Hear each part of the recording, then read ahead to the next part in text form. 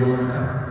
Mwanadamu ndiye anaanza. Mungu haingii tangu dhambi ilipoingia duniani. Haingii hapa kikitini zeituni usipomkaribisha. Hawezi kuja.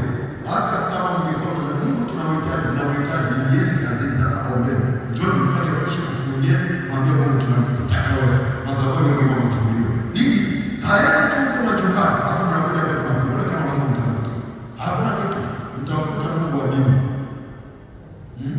Mtakuwa mnakuja na pepo zenu na weka na pepo yenu. Mnakuja na magonjwa yenu na weka na magonjwa yenu. Hata ule upako wa mchungaji mpaka msika ombe watu watatoa wapi? Watu wameomba mbingu zimelo. Ziko wapi? Hakuna namna ambavyo Mungu atapita.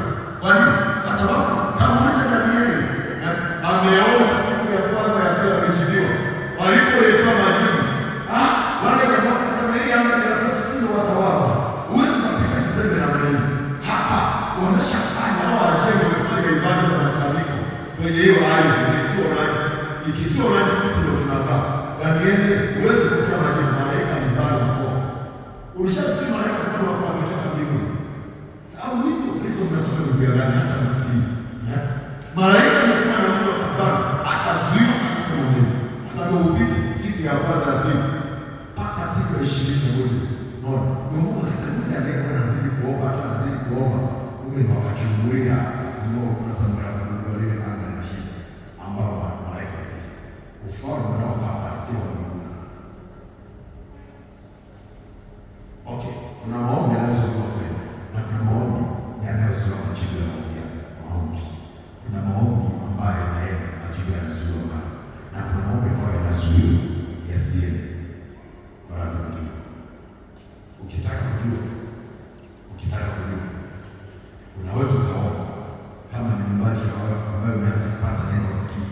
Unasikia kuna amani ya kutosha kabisa katika jambo unaloliomba. Ukiomba usikii kemea usifanye ile ndani ya kusikia ujio na kutosha. Ujio umeshaji. Ila kuna ukakasi fulani mahali utakuzuia ucheleweshe. Lakini hiyo kama umeshaji ndio maana inaachia mahali ndio. Nimeshatoka kwa Mungu iko mahali. Sasa ukinyamaza kimya unapotelewa. Kuna vitu vingi sana vya ngoja nikupe picha nzuri iko hivi. Shetani wakati anafukuzo hakutoka na kitu kizuri. Aliakiwa kwa nafanya uwezo. Na kupitia huo uwezo anaweza kugeuza fikra za watu kwa kubaza, kudanganya, kwa kutosha, kutia zitaweza kwa chache. Anataka kazi. Anaweza kufanya kitu cha kwao. Na akaomba mbele. Kwa nini? Paka kushtaki kwa Mungu wako. Kuna vitu ambavyo Mungu wako amekuagiza kufanya na kufanya. Shetani asipokushtaki mahali hawezi kufanya kitu kidogo. Uliokoka hawezi. Mpaka kushtaki. Anasema hivi. Wewe usimwambie ombe bila kuomba. Sasa haombi. Unawapata ibada. Okay. Unatakaje wewe umbariki? Huyu umbadilishe na moyo wake kabisa. Wapendane wale wote kabisa. Wakati ni mvivu. Na juzi tunampa pesa hajapata fungu. Amekubali. Wewe ulianza nini? Wasi nisema kwa fungu la 10 ndio tutakuwa maisha hivi. Ngoja nieleze wachawi wakubwa kwenye hili. Watu wanaenda kanisa. Hawajasikia kanisa. Kristo ndiye awe baraka kwenye hili. Awe chumvi.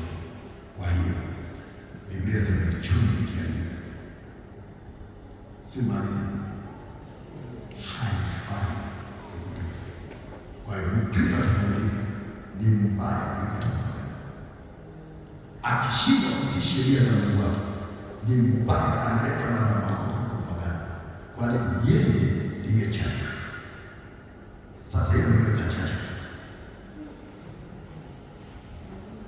Umelisikia nasema? Kumbuke kitu. Kumbuke kitu. Wakristo ndio wamepewa maelekezo. Mkristo anapokwenda kinyume na sheria ya Mungu ameroga hali. Yeye ndiye kuhani. Kwa hiyo asipohakika kama kuhani, mbingu zinafungwa kwa sababu yake. Kwa hiyo watapata shida mpaka wapatane kwa sababu ya mlokole mmoja ya vitano. Kwa nini? Kwa sababu mlokole mmoja ni wa thamani kuliko watu wengine.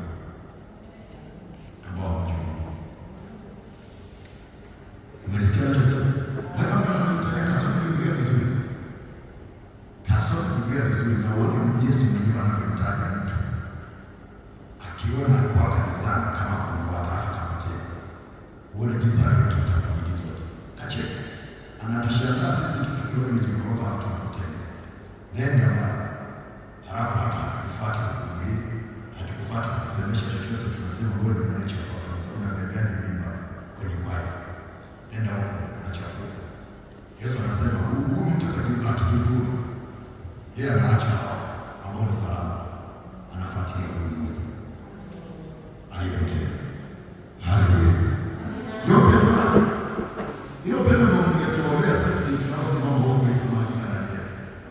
Bwana Yesu. Haleluya. Haleluya. Otherwise kama taratibu za kanisa zinasema mtu anatakiwa pembeni ya mtenda vyake, lakini agizo linasema afate apelekewe neno aone kwa salama zaidi ili aturudi haki. Nasikia kama tendo. Jema ni sana. Haleluya. Haleluya. Haleluya kanisa la Bwana. Sasa leo nachotaka tuone hapa, nataka tuone kipengele kinasema amua kushughulikia vizuizi vinavyokuzuia kupiga hatua ya ushindi. Amua ni kipengele kinachoeleza. Amua kushughulikia vizuizi vinavyokuzuia kupiga hatua. Yaani kushughulikia ni maamuzi. Ni maamuzi kabisa. Yohana anasema amua kushughulikia vizuizi vinavyokuzuia kupiga hatua ya ushindi.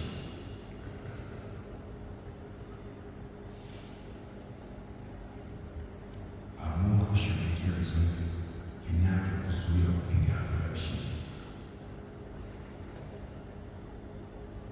Maana inawezekana unatamani kuwa wewe unatamani kuwa mshindi, lakini kuna mambo ziko na hujui namna ya kushughulikia.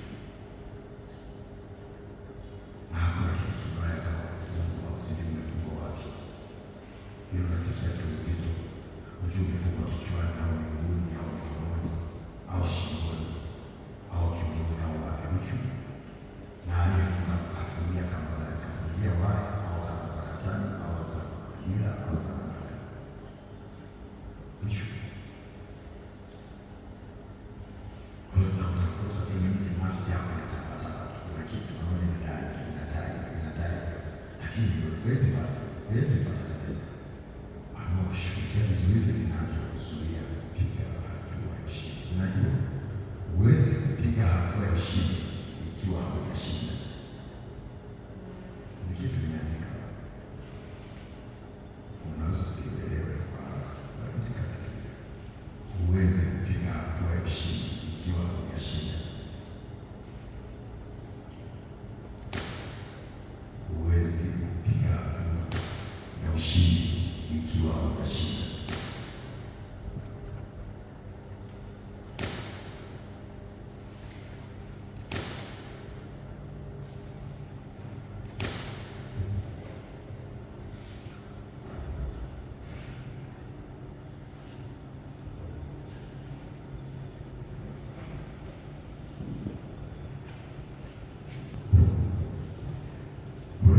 Inasema na hauwezi kushinda ikiwa hauna nguvu ya ushindi.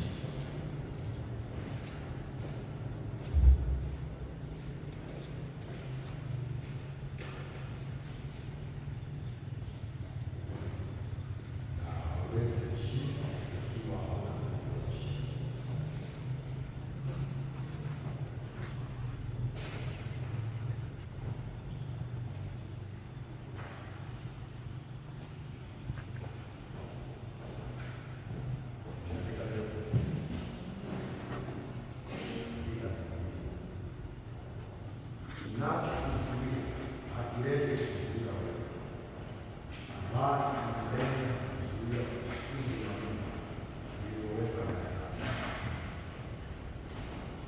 Kinachokuzuia hakileti kuzuia wewe, bali kinalenga kuzuia kusudi la Mungu lililowekwa ndani yako.